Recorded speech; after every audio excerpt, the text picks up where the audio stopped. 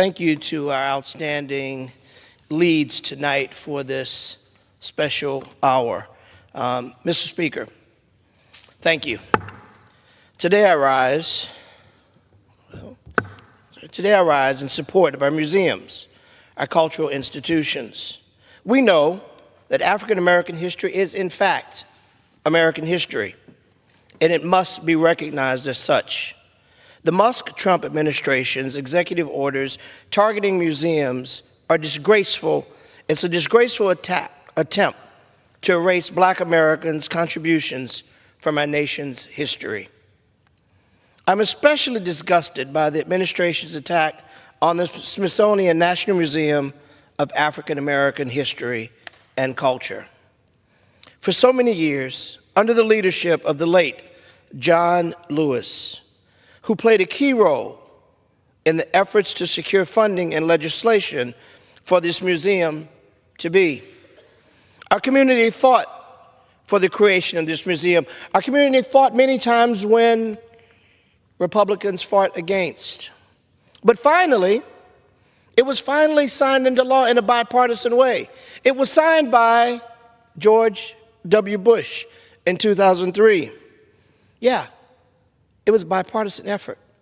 This museum that tells the story of the struggles of African Americans and the contributions of African Americans, which, by the way, is American history. History that everyone should know. Yeah, the good, the bad, the ugly. It's history, just that. It happened.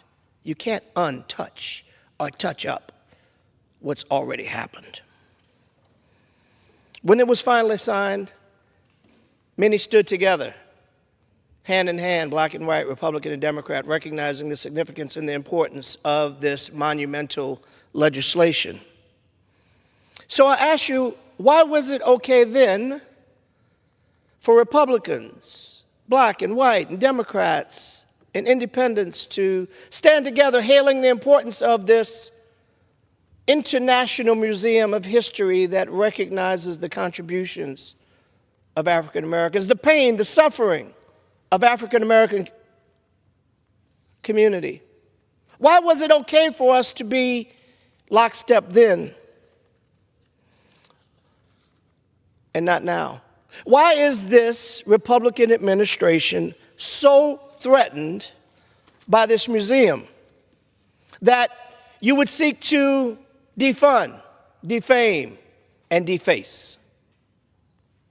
This museum today is a testament of the legacy of generations who sacrificed everything for justice, progress, and equality. We will not stand by as our history is dismissed, diminished, or defunded. The National Museum of African American History and Culture is not divisive. It is essential. It tells the truth of a people who built this nation, endured its greatest injustices, and still rise to shape its future with brilliance, faith, and resilience in the face of great obstacles, even in 2025. Yet we rise. When they chose to target museums that honor Black history, they're engaging in a deliberate attempt to silence the truth and to erase the past.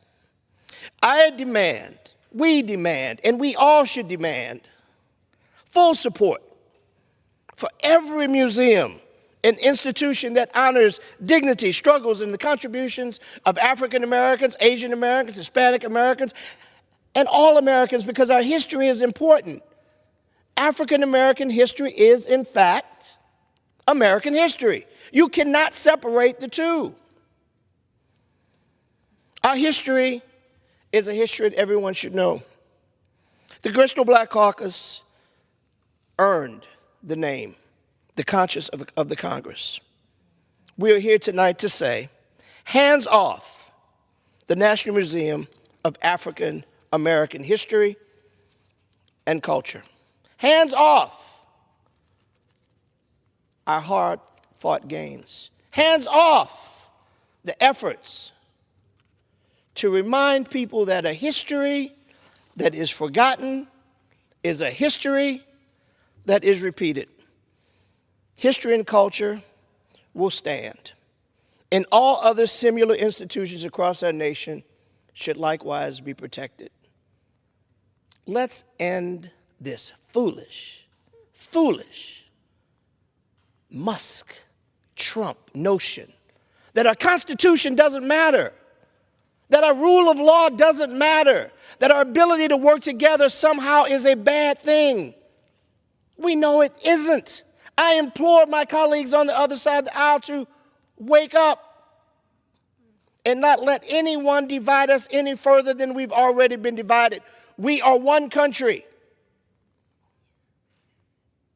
We have a responsibility to the people to do the right thing.